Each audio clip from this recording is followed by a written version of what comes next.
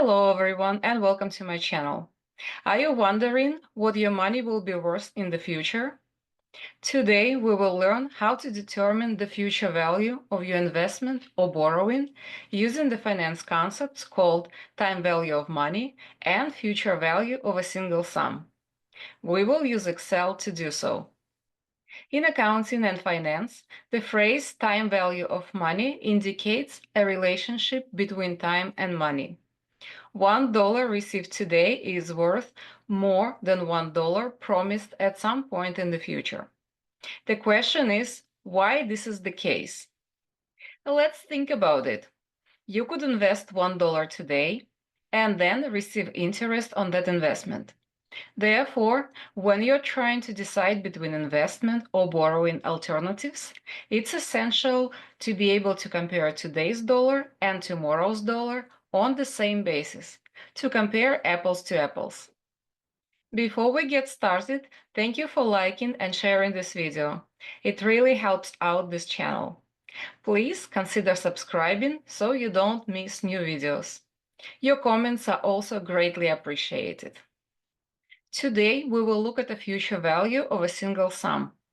A single sum means you invest once and don't add any more money until the end of the term when you withdraw your initial investment with interest.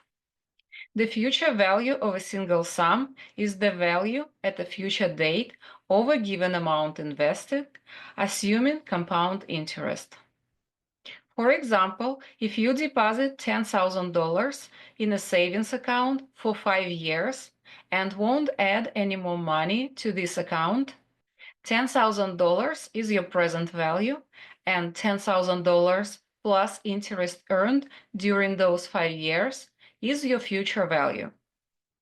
You can calculate the future value using Excel or a table called future value of one or future value of a single sum. I have a video explaining how to use the future value table and where to find it. I am posting the link here and in the description below. Let's solve time value of money problem using Excel. We will use sample company to see how we can use Excel to calculate the future value of a single sum. Sample company invests $50,000 for 5 years, earning compounded annual interest at the rate of 6%. What is the value of the investment at the end of the 5 years? There is a big difference between single and compound interest. If you want to know more about the difference, watch my video. The link is posted here and in the description below. I already have all the data entered into the spreadsheet. Cell E7 has the future value formula. The present value is $50,000. Interest compounded annually is 6% per year. The number of years is 5, and the number of yearly payments is 0. Having these values in the spreadsheet is best, so you can use them in the formulas. I will show you later in the video how easy it is to make changes if you use the formulas instead of keying in the numbers manually. To complete future value calculation in Excel, navigate to the Formulas tab first, select the Insert function, and then choose the future value FV function. Because I already have the formula in the cell, the future value window opens automatically. If you start from scratch, you must select FV from the list of available formulas. Excel will prompt you to enter the inputs using the function arguments box and then show you the results of your formula. Click on each field to see the description below. The first field is rate. Enter 6% or 0.06. It is the interest rate per period. In our example, it is per year. If you need to use quarters instead of years, divide your interest rate by 4. If you are using a quarterly rate, make sure the number of periods is also for quarters. We have 5 years, so we enter 5 in the second field. Note that there is an explanation below. Number of periods is the total number of payment periods in the investment. The third field is payment. It is the payment made each period. Note that it cannot be changed over the life of the investment if you want to use the future value function. In our example, we don't have any yearly payments, only the initial investment of $50,000. The next field is present value. It is the present value of a lump sum amount that a future payment is worth now. In our example, the present value is $50,000, which is the initial investment. And the last field is type. It is a value representing the timing of a payment. Payment at the beginning of the period equals 1, and payment at the end of the period equals 0. We don't have any payments, so you can leave it blank or enter 0 or 1. Note that the result of the calculation is shown right after the function arguments and at the bottom of the function arguments window. As indicated, Sample's investment will grow to $66,911.28. Something important to note is that the initial investment of $50,000 is considered a cash outflow. Therefore, it must be entered as a negative value. The function returns a positive future value as this is deemed a cash inflow. If you need to return to the function parameters window, click on the Insert Function icon. You can also reference cells instead of typing the numbers. I prefer this method as it allows me to make changes later if necessary. All you need to do is to click on the cell containing the value. For example, click on E3 for the interest rate.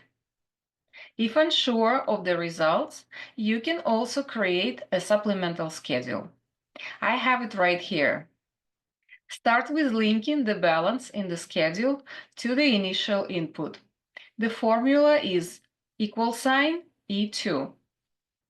The interest for the first year is $3,000, which is $50,000 multiplied by 6%.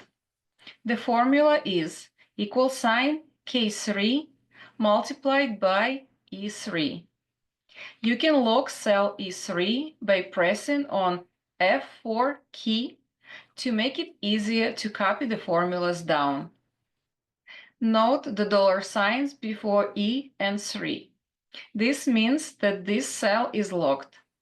When you copy the formula down, it will still use E3, where the interest rate value is stored. The next step is to update the formula for the end of the year balance in cell K4. It is an K3, the beginning balance, plus J4, which is this year's interest.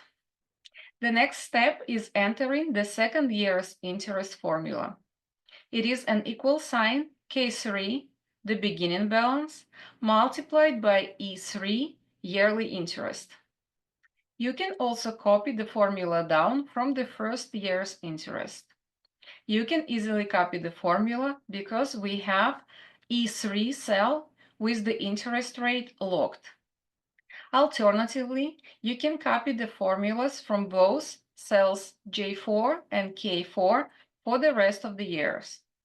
The balance at the end of the year is $66,911.28. The same amount we previously calculated with the future value function. I also entered the formula in cell K9 to make sure the difference was 0. The formula is the balance in the schedule minus the amount calculated using the future value function.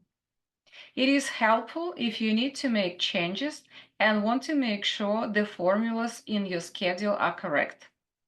You don't have to use both the future value function and the schedule. I only suggest using these different methods if you are unsure your future value calculation is correct. You can also use cell references as parameters for the future value function. Click on the parameter field and then on the required cell. For example, click on E3 for the interest rate. This approach is particularly helpful if you need to try different investment amounts and rates. Make sure to have a minus sign for the present value as it is a cash outflow. For example, you might want to see what the future value of 45,000 is with the interest rate of 3%. Because we used formulas in the schedule and as function parameters, all you need to do is to change the present value and rate in one place, and Excel updates everything else automatically. The time value of money is a great topic and is very useful in decision making. I plan to record more videos on this topic. Please make sure to subscribe so you don't miss them. Thank you all so much for watching, and I hope to see you all again in the next videos.